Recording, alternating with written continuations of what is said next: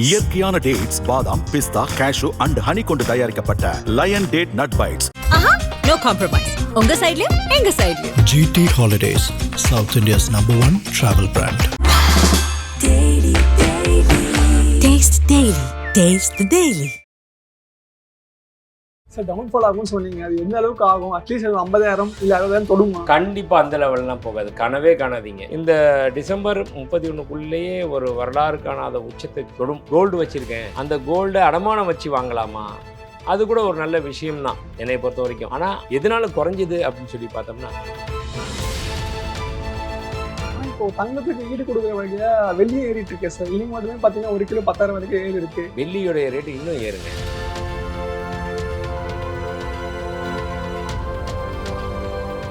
IBC தமிழர்களுக்கு வணக்கம். இன்று நம்மோடு பேசுவதற்கு தங்கம் மற்றும் வைர வியாபாரிகள் சங்க மாநில பொதுச் செயலாளர் கோல்டு குரு சாந்தகுமார் இருக்காங்க. வாங்க பேசலாம். வணக்கம் சார். வணக்கம். எப்படி சார் இருக்கீங்க? நல்லா இருக்கேன் முரளி, நீங்கள் எப்படி இருக்கீங்க? சார் நல்லா இருக்கேன் சார். சார் ரீசெண்ட் டேஸில் வந்து பார்த்தீங்கன்னா தங்கம் விலை ரொம்பவே கம்மியாச்சு சார். நாங்கள் ரொம்பவே ஹாப்பி ஆகினோம். ஓகே, 1 லட்சத்தில் இருந்தது 90,000 வந்துடுச்சு. அட்லீஸ்ட் வந்து ஒரு 70-60 கிட்ட வந்துடும் அப்படி எக்ஸ்பெக்ட் பண்ணோம் சார். சடனாக வந்து பார்த்தீங்கன்னா கொஞ்சம் கொஞ்சமாக வந்து ஏற ஆரம்பிச்சிது. இதுமாதிரி சடனாக இறங்குது, சடனாக ஏறுது, என்ன சார் காரணம்?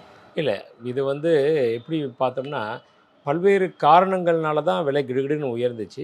அதுக்கப்புறம் சில காரணங்களால் கொஞ்சம் குறைஞ்சிது. திரும்பியும் அந்த ஒரு ஏற்ற இறக்கம்ன்றது இந்த ஒரு கடந்த ஒரு 2 வார காலமாகவே 2-3 வார காலமாகவே இருக்குது.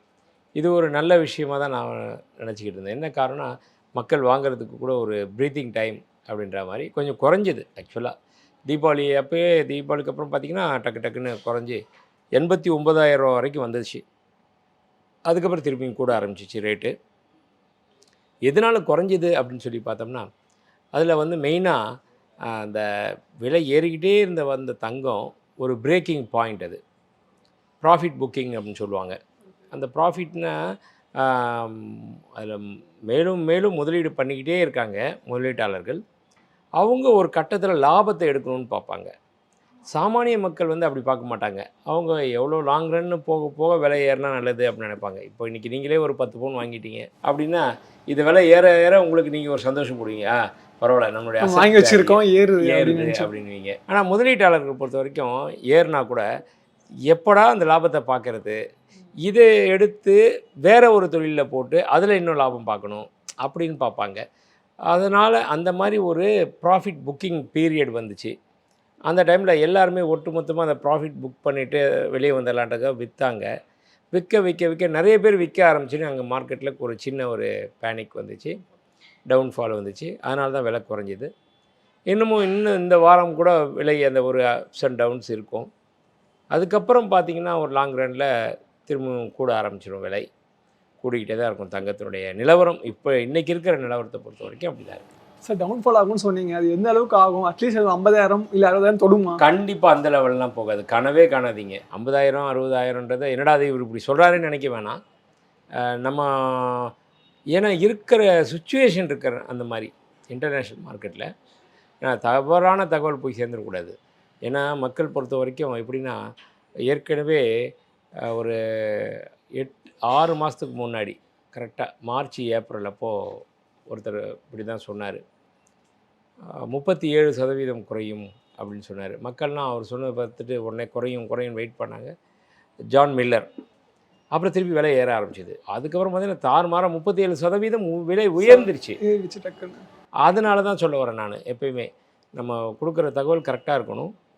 இன்றைக்கி மார்க்கெட்டில் எப்படி இருக்குது, சந்தை நிலவரம் எப்படி இருக்குது, அதெல்லாம் பார்த்து சொன்னோம்னா இன்னும் 1 வாரம் 2 வாரத்தில் வந்து இந்த அப்ஸ் அண்ட் டவுன்ஸ் இருந்துட்டு அதுக்கப்புறம் திருப்பியும் விலை வந்து இந்த டிசம்பர் 31க்குள்ளேயே ஒரு வரலாறு காணாத உச்சத்தை தொடும். அதுதான் ஒரு கணிப்பாக. வரலாறு காணாதனா எவ்வளோ சரி வரும்? அப்ராக்சிமேட் சொல்ல முடியும்? அப்ராக்சிமேட் பார்த்தீங்கன்னா 1 லட்சத்தை கடந்து போயிடும். 1 லட்சம் தொடலை. ஸ்டில் இது வரைக்குமே 1 லட்சம் தொடலை. 94 95 96 7ன்ற மாதிரி தான். ஆனால் இது வந்து 1 லட்சத்துக்கு கடக்கும் அப்படின்றது ஒரு இது. ஸோ ஸ்டார்டிங் முன்னாடி இன்டர்வியூ உங்கள்கிட்ட கேட்கும்போது சொல்லியிருந்தீங்க, நான் கேட்டிருந்தேன் உங்ககிட்ட தங்கத்தை வந்து எப்படி வாங்குறது பெஸ்ட் அப்படின்னு கேட்டிருந்தேன். நீங்கள் சொல்லியிருந்தீங்க நீங்கள் நகையாகவும் வாங்கிக்கலாம், டிஜிட்டல் கோல்டாகவும் வாங்கிக்கலாம், உங்கள் இஷ்டப்படி எப்படி வேணால் தங்கம் மட்டும் வாங்கினா போதும் அப்படின்னு சொல்லியிருந்தீங்க. இப்போ ரீசெண்ட் என்ன சொல்கிறாங்க அப்படின்னு பார்த்தீங்கன்னா, டிஜிட்டல் கோல்டாக வாங்கினா வந்து பாதுகாப்பு இல்லை அப்படின்ற மாதிரி குற்றச்சாட்டை வைக்கிறாங்க சார். உங்களோட கருத்து என்ன சார் இதில் முக்கியமான விஷயத்தை பார்க்கணும். எதனால் அந்த பாதுகாப்பு இல்லை அப்படின்ட்டாங்கன்னா, பல நிதி நிறுவனங்களில் பல மோசடி நடந்தனால தான் அதிலெல்லாம் ஒரு கட்டுப்பாடு எடுத்துகிட்டு வந்துச்சு ஆர்பிஐ. அதுக்கப்புறம் இந்த லிமிடெட் கம்பெனி அவங்கெல்லாம் வந்து 11 மாதத்துக்கு மேலே மக்களுடைய பணத்தை டெபாசிட்டாக வச்சுக்கக்கூடாது அப்படின்னு ஒரு வரைமுறை கொண்டு வந்தாங்க. இல்லைன்னா அவன் கோடிக்கணக்கில் வாங்கிட்டு கம்பி நீட்டிட்டான். அதனால் ஏகப்பட்ட பிரச்சனை. இந்த சாரதா ஸ்கேம்லாம் நடந்துச்சு வெஸ்ட் பெங்கால். இதெல்லாம் அது மாதிரி வந்துடக்கூடாது அப்படின்னு தான் குறிக்கோளாக இருக்காங்க. அது மாதிரி இப்போ இந்த டிஜிகோல்டும் பொறுத்த வரைக்கும் எப்படின்னா, இன்றைக்கி எல்லாருமே ஒரு தனியார் மயமாக்கப்பட்ட நிர்வாகம் கூட ஒரு டிஜிகோல்டுன்னு ஆரம்பிச்சுட்டு அவன் எங்கே இருக்கான் ஏதுன்னே தெரியாது, ஒரு ஆப்பை ரெடி பண்ணி வச்சுருவான். அதை நம்ம காசு போட்டால் போதும், காசு போட்டால் போதும், 100 ரூபாலேருந்து மினிமம் போடலாம். அப்படின்றப்போ நாளைக்கு அந்த மாதிரி பிரச்சனை வந்துடக்கூடாது அப்படின்றதுக்காக SEBI, security and exchange bureau of India, அந்த செபி வந்து கட்டுப்பாடு விதிச்சிருக்கோம். நாங்கள் இந்த மாதிரி இருக்குது, நாளைக்கு எதுவும் யாரும் நீங்கள் கொடுத்துட்டு ஏமாந்துடாதீங்க அப்படின்னு சொல்லிட்டு.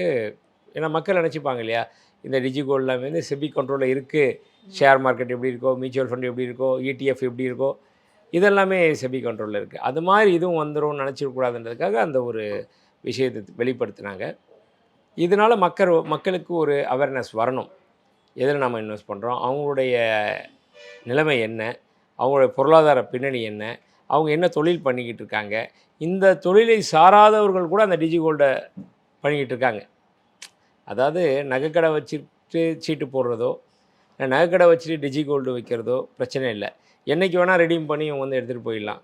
இந்த நகைக்கடை இல்லாத பல நிறுவனங்கள் வெறும் நேம் போர்டை மட்டும் போட்டுக்கிட்டு, ஒரு ஆஃபீஸை மட்டும் வச்சுக்கிட்டு, ஒரு வெப்சைட்டில் க்ரியேட் பண்ணி வந்துட்டு பணத்தை சுருட்டிட்டு போயிடக்கூடாது அப்படின்றதுக்காக தான் அந்த வரைமுறையை கொண்டு வந்து இன்னும் கூட சில அதில் சட்ட திருத்தங்கள் கொண்டு வந்து செய்யலாம். சரி, இப்போ அதே மாதிரி டேஸில் வந்து பார்த்தீங்கன்னா தங்கம் விலை கம்மியாச்சுல சார்.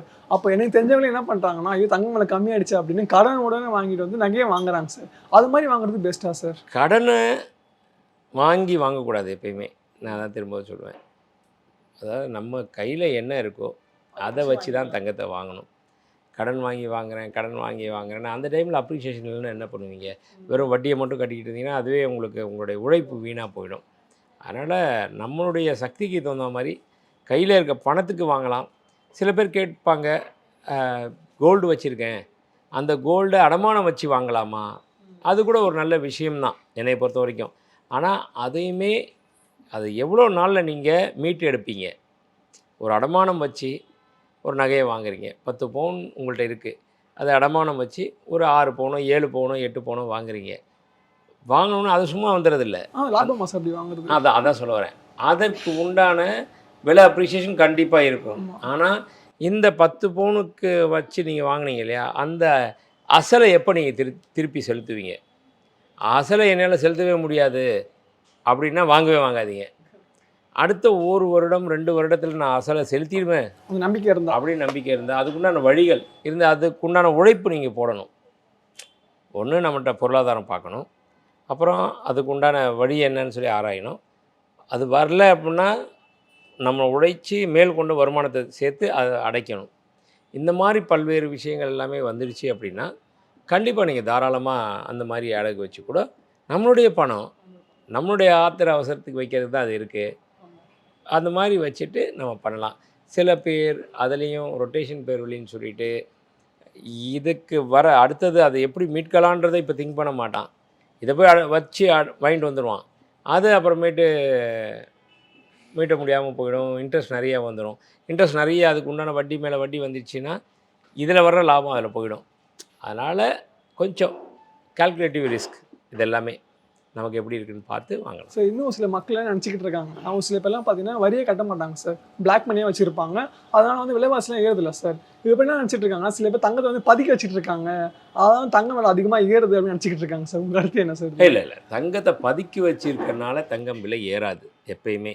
ஏன்னா அது ஒரு இடத்துல போய் பதுங்கி இருந்துச்சு, அவ்வளோதான். ஆனால் தங்கத்தினுடைய தேவைகள் இருக்க இது வந்து உலக பொருளாதாரத்தை சார்ந்த விஷயம். இங்கே நம்ம மட்டும் இங்கே கத்திரிக்காய் விளையுது, கத்திரிக்காய் இல்லை, கோயம்பேடு மார்க்கெட்டுக்கு வரல அப்படின்னா உடனே கிடுகிடுன்னு கத்திரிக்காய் விலை ஏறலாம். நாளைக்கு தக்காளி மலிவாகி போயிடுச்சு, லாரியாக வந்து போச்சு அப்படின்னா 100 ரூபா விற்ற தக்காளி 10 ரூபாய்க்கும் கூட வரலாம். ஆனால் தங்கம் அப்படி கிடையாது. இது வந்து இங்கே லோக்கல் உள்ளூர் சந்தையை பொறுத்து தான் இங்கே விலை ஆகுது. ஆனால் கோல்டு பொறுத்த வரைக்கும் இன்டர்நேஷ்னல் மார்க்கெட். இன்டர்நேஷ்னல் மார்க்கெட்டில் என்ன அவைலபிலிட்டி, என்ன நீடட், அதெல்லாம் பொறுத்து தான் விலை. அதனால் அதில் வந்து பார்த்திங்கன்னா பெரிய பெரிய முதலைகள் அவங்க எல்லாமே உட்காந்துருக்காங்க. அவங்க கையில் தான் அது எல்லாமே இருக்குது. அந்த இன்வெஸ்டர்ஸ்ன்னு சொல்லுவோம் இல்லையா, பிக் இன்வெஸ்டர்ஸ், அவங்க எல்லாம் இந்த தொழிலில் வந்தனால தான் தங்கத்தில் இன்வெஸ்ட் பண்ணி ஒரு குறுகிய காலத்தில் லாபத்தை எடுக்கலாம் அப்படின்னா இதெல்லாம் தான் ஒரு காரணம். அதுக்கப்புறம் பல நாடுகள் தங்கத்தை வாங்க ஆரம்பிக்குது. இது எல்லாமே ஒரு மிக முக்கியமான காரணம். இப்போ மக்கள் வேணும், ஒரு நாட்டுக்கு தங்கம் வந்து மக்களுக்கு எவ்வளோ தேவைப்படுது, அவங்களுடைய சேவிங்ஸ்க்கு எவ்வளோ வாங்குகிறோம் அப்படின்ற ஒரே ஒரு காரணத்தை வச்சு தங்கம் விலை ஏறலை.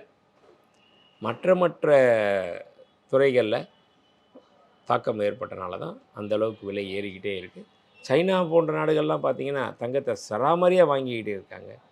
சைனா, ரஷ்யா, இந்தியா, டர்க்கி, இவங்க எல்லாமே தங்கத்தை இன்வெஸ்ட் பண்ணிக்கிட்டே இருக்காங்க. அதோட பயன்பாடு தான் என்ன சார் தங்கத்தை வாங்கி வச்சு? தங்கம் ஒரு நல்ல முதலீடுங்க. பயன்பாடுன்றது அளவுக்குலாம் பெருசெல்லாம் ஒன்றும் இல்லை.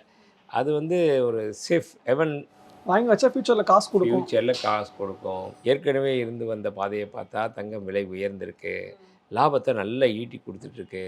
இனி வரும் காலங்கள்லேயும் தங்கத்தை வந்து ஒரு ஸ்கேர்சிட்டி வரும். அதனால் இப்போது ஒரு ஷேர்ஸ் இருக்குங்க, விலை ஏறிக்கிட்டு இருக்குது. இன்றைக்கி இந்த கம்பெனி பெர்ஃபார்ம் பண்ணணும், விலை ஏறும். திடீர்னு இந்த கம்பெனி பெர்ஃபார்ம் நல்லா இல்லைன்னா அடுத்த டப்புன்னு இறங்கிடும். அப்போ வேறு ஒரு கம்பெனி பெர்ஃபார்ம் பண்ணணும், ஏறும். அப்போ நம்ம இதிலேருந்து அதில் செக்யூர் பண்ணி போடுறதும், அதுலேருந்து வேறு ஒரு மாறி போடுறதும் இருக்கும். ஆனால் தங்கத்தில் அப்படி அதுக்கு உண்டான இணையான மெட்டல் கூட எதுவுமே வரலையே. தங்கம் இன்றைக்கி நல்லா போகுது, சரிப்பா நாளைக்கு குறைஞ்சிரும், தங்கத்துலேருந்து எடுத்து பிளாட்டினத்தில் போடலாம். பிளாட்டினம் நல்லா ஏறுது, டக்குன்னு அதை எடுத்து தூக்கி டைட்டானியமில் போடலாம். டைட்டானியம் ஏறிக்கிட்டே இருக்குது, திடீர்னு ஒரு காலத்தில் இறங்கும், இதை எடுத்து திருப்பி சில்வரில் போடலாம் அப்படின்னு சொல்லி பண்ணுற அளவுக்கு மாற்று உலோகம் எதுவுமே வரல இல்லை. தங்கம் மட்டும்தான் மார்க்கெட்டில் இருக்குது. தங்கத்தினுடைய பயன்பாடு ஒன்று நகை தான், ஆபரணங்களாக செய்து அழகுக்கு போகிறது. அது நம்ம சவுத் ஏஷியன் கண்ட்ரீஸில் இது இருக்குது. ஆனால் இப்போது தங்கத்துக்கு ஈடு கொடுக்குற வழியாக வெள்ளியே ஏறிட்டு இருக்கேன் சார். இன்னைக்கு மட்டுமே பார்த்தீங்கன்னா 1 கிலோ 10,000 வரைக்கும் ஏறி இருக்குது. வெள்ளியோடைய ரேட்டு இன்னும் ஏறுங்க. தங்கத்துக்கு ஈடு கொடுக்கல, தங்கத்தை விட கம்மியாக தான் இப்போதைக்கு இருக்குது. ஒரு காலத்தில் 1 கிலோ வெள்ளி 12,000 ரூபா, 3 பவுன் தங்கம் 12,000 ரூபா. சரிங்களா? 3 பவுன் தங்கத்தை கொடுத்து 1 கிலோ வெள்ளியை வாங்கலாம். ஆனால் இன்றைக்கி 3 பவுன் தங்கம் அப்படின்னா 2,75,000 ரூபா. 1 கிலோ வெள்ளி அப்படின்னு சொல்லி பார்த்தோம்னா 1,80,000 ரூபா தான் இருக்குது. 3 பவுன் கோல்டு 2,25 லட்ச ரூபா. 1 கிலோ வெள்ளி 1,83,000 ரூபா ஹையஸ்ட் ரேட்டு இன்றைக்கி இருக்கிற ரேட்டு. அப்போ இன்னமும் அது வந்து இன்னொரு 90,000 ரூபா ஏறணும். ஏறினா தான் அதுக்கு ஈக்குவல். பழைய கணக்குப்படி 1995லேருந்து 2000 வரைக்கும் அந்த ரேஷியோவில் இருந்துச்சு. அந்தளவுக்கு பார்த்தோன்னா இன்னும் விலை ஏறும். ஆனால் இப்போ கம்மியாக இருக்குது. சரி, இப்போது சில பேருக்கு ஒரு சின்ன அட்வைஸாக கேட்குறோம் சார். இப்போ தங்க நகை எப்போ சார் வாங்குறது? ஏறும்போது கரெக்டாக வாங்கணுமா, இல்லை இறங்கும்போது வாங்குறது பெஸ்ட்டாக சார்? ரெண்டுமே இல்லைங்க. ஓகே. எப்போ உங்கள்கிட்ட பணம் இருக்கோ அப்போ வாங்கணும். ஓகே. விலை ஏறுறப்போ நான் வாங்கணும், இறங்குறப்போ வாங்கணும், அதெல்லாம் கிடையாது. நம்மக்கிட்ட எப்போ பணம் இருக்கோ கொஞ்சம் கொஞ்சமாக வாங்குங்க. அது வந்து ஃப்யூச்சரில் இருக்கிறதுலையே சிறந்த முதலீடு அப்படின்னா தங்கம். இது வரைக்கும் வீண் போனதே இல்லை, இது வரைக்கும் ஏமாத்துனதும் இல்லை. அதனால் தங்கத்தில் தாராளமாக இன்வெஸ்ட் பண்ணலாம். சிறு துளி பெருவெள்ளம், அது மாதிரி 1/4 கிராம் வாங்க, 1/2 கிராம் வாங்க, 1 கிராம் வாங்க, இருக்க வாங்கி வச்சே இருங்க. அது பின்னாடி உங்களுக்கு ஃப்யூச்சரில் பார்த்திங்கன்னா நல்ல ஒரு பேஸ் உங்களுடைய ஃப்யூச்சர் லைஃப்க்கு, உங்களுடைய குழந்தைங்களுடைய எதிர்காலத்துக்கு. நம்மளுடைய எக்கானமி வந்து என்ன தான் கீழே போனால் கூட நம்மக்கிட்ட இருக்கிற ஒரு சேஃப் அப்படின்னா கோல்டு தான். வேறு நிலம், மற்ற ஷேரு, அது இது எல்லாத்தையும் விட இதில் வந்து நல்ல ஒரு பெனிஃபிட். சார், இப்போ நீங்களே சொல்லியிருந்தீங்க சிறு துளி பெருவெள்ளம் அப்படின்னு. ஒரு சில பேர்லாம் வந்து பார்த்தீங்கன்னா மொத்தமாக வாங்க முடியாது, அவங்க நல்லா கம்மியாக தான் வாங்குவாங்க. ஒரு சில பேர் நினச்சிட்டு இருக்காங்கன்னா தங்க நகை சேமிப்பு திட்டம் இருக்குல்ல சார், அது மினிமலாக வந்து அதிகமாக இருக்கும் அப்படின்னு நினச்சிக்கிட்டு இருக்காங்க. தங்க நகை சேமிப்பு திட்டம் வந்து எவ்வளோலேருந்து காசு போட ஆரம்பிக்கலாம் சார்? மினிமம் 1000 ருபீஸ் இருக்குது. 1000, 2000, 5000. அப்போ 1000 ரூபாயிலேருந்து நகை 1000 ரூபாயிலேருந்து உங்களால் எவ்வளோ முடியுமோ. என்னையால் வந்து அவ்வளோதான் சேர்த்தா தான் நான் சேர்க்கணும், இல்லைன்னா சேர்க்கக்கூடாது அப்படிலாம் கிடையாது. எண்ட் ஆஃப் தி டே நம்மளுடைய சக்திக்கு தகுந்த மாதிரி நம்ம பண்ணிக்கலாம். ஒரு தேட்டருக்கு படம் பார்க்க போகிறோம், 400 ரூபா கொடுத்து டிக்கெட் எடுத்தாலும் ஒன்றா தான் தெரியும் படம். 50 ரூபா கொடுத்து ஃபஸ்ட்டு டிக்கெட் ஒரே படம் தான் தெரியும். என்ன ஒன்று இங்கே இருந்து Front பார்க்குறது back. கொஞ்சம் ஸ்ட்ரெயின் பண்ணி பார்க்கணும், அவ்வளோதான். கொஞ்சம் தானே. அதுவும் படம் ஆரம்பித்து ஒரு 10-15 நிமிஷத்தில் அதுவும் மறந்து போயிடும். அந்த படத்தோட இன்ட்ரெஸ்ட்டில் எதுவுமே தெரியாது. பட் 2 பேருமே வெளியே வர்றப்போ படம் பார்த்த திருப்தியில் வருவாங்க. அது மாதிரி தான் ஒவ்வொருத்தர் சக்திக்கு தகுந்த மாதிரி. அவரால் 100 கிராம் சேர்க்க முடியுமா? 100 கிராம். இன்னொருத்தருக்கு 10 கிராம் சேர்க்க முடியுமா? சேர்க்கலாம். ஒருத்தர் 1 கிராம் சேர்க்க முடியுமா? எண்ட் ஆஃப் தி டே அது தாராளமாக சேர்க்கலாம். 1 கிராம் இன்றைக்கி 12,000 ரூபாயா? எடுத்து வச்சுருங்க. அடுத்த ஒரு 5 வருஷத்தில் பாருங்கள், வேறு எந்த ஒரு துறையிலையும் வராத வளர்ச்சி இதில் வரும். இது ஒரு 12,000 24,000 ரூபா 25,000 ரூபா ஒரு கிராம் வந்து நிற்கும். அதனால் பலன் தரக்கூடியது, லாபம் தரக்கூடியது, நமக்கு நம்பகமானது எல்லாம்னு சொல்லப்போனால் தங்கம். ஸோ சில பேர் வீட்டிலலாம் வந்து பார்த்தீங்கன்னா நகைகள் வந்து உடஞ்சிருக்கும் சார். அதெல்லாம் வச்சு அகைன் நம்ம காசு ஆக்க முடியுமா? இல்லை அதை வச்சு இன்னும் வேறு நகை வாங்கலாமா சார்? தாராளமாக பண்ணலாம். அதனால் ஒன்றும் தப்பு கிடையாது. உடஞ்சி போச்சு, உபயோகப்படுத்தலை, நாளைக்கு வேஸ்ட்டாக வச்சுக்கிட்டு இருக்கேன் இந்த தங்கத்தை அப்படின்றவங்க அதை கொடுத்து வேறு புது நகைகளாக மாற்றி வச்சுக்கிறது நல்ல விஷயம். அப்போ யாருமே வந்து நகையை வந்து வீட்லேயே வச்சு பதிக்கலாம் மாட்டாங்களா சார்? அது ஒரு சின்ன ஐடியாவை தோணுச்சு. இல்லை, பதுக்கிறது இல்லைங்க. அவங்க வந்து பாதுகாப்பாக எடுத்து வச்சுருக்காங்க அவங்கவுங்க நகையை. ஒருத்தர்கிட்ட 40 கணக்குல சவரன் காட்டாம இருக்கும், சில இல்லை பேர் 40 சவரன் இருக்கும், 50 சவரன் இருக்கும். இதெல்லாம் ஹார்ட் அண்ட் மணியில் இருக்கும். சிலது மூதாதையர்கள் கொடுத்தது இருக்கும், அது மாதிரி இருக்கும். அதெல்லாம் வந்து இது பண்ண ஒரு இது கிடையாது. இப்போ வந்து அரசாங்கம் கூட இந்திய வருமான வரி சட்டத்தின்படி என்ன சொல்கிறாங்க அப்படின்னா, ஒரு திருமணம் ஆன பெண்ணாக இருந்தால் அவங்க 500 கிராம் வரைக்கும் வச்சுக்கலாம். திருமணம் ஆகாத பெண்ணாக இருந்தால் 250 கிராம் வச்சுக்கலாம். ஆணாக இருந்தால் 125 கிராம் வச்சுக்கலாம் அப்படின்னு சட்டம் சொல்லுது. அதனால் அந்த இதுக்கு தகுந்த மாதிரி ஒரு ஃபேமிலியில் 5 பேர் இருக்காங்க, அதில் 3 லேடிஸ் இருக்காங்க அப்படின்னாலே ஒரு லேடிக்கு 500 கிராம் ஆகிடுச்சு. 2 கல்யாணம் ஆகாத பொண்ணுங்க இருந்தால் அது ஒரு 500 கிராம் 1 கிலோ ஆகிடுச்சு. ஆம்பளைங்க ஒரு 2 பேர் இருந்தாங்கன்னா அது ஒரு 250 கிராம், மொத்தம் 1250 கிராம். அதாகப்பட்டது கிட்டத்தட்ட 100 சவரனு, 125, இது ஒரு 30 சவரனு, 155 சவரன் ஆகிடுச்சு. தாராளமாக வச்சுக்கலாமே. இது ஒன்றும் பதுக்கல் கிடையாது. அவங்க நகை அவங்க வச்சுக்கிறாங்க. இந்த குடும்பத்தில் இத்தனை பேர் இருக்காங்கன்னா தாராளமாக வச்சுக்கலாம். அதனால் அது வந்து பதுக்கல் வராது. இதுக்கு மேலே அந்த குடும்பத்தில் இருக்க உறுப்பினர்கள் எல்லாம் சேர்த்தாலே 1.25 கிலோ வச்சுக்கலாம். அதாவது 155 சவரன் வச்சுக்கலாம் அப்படின்னு சொல்லி இருக்கும் பட்சத்தில் இவங்க நிறைய வச்சுக்கிட்டு ஒரு 500 சவரன் வச்சுக்கிட்டாங்க அப்படின்னா அதுதான் பதுக்கல் ஆகும்.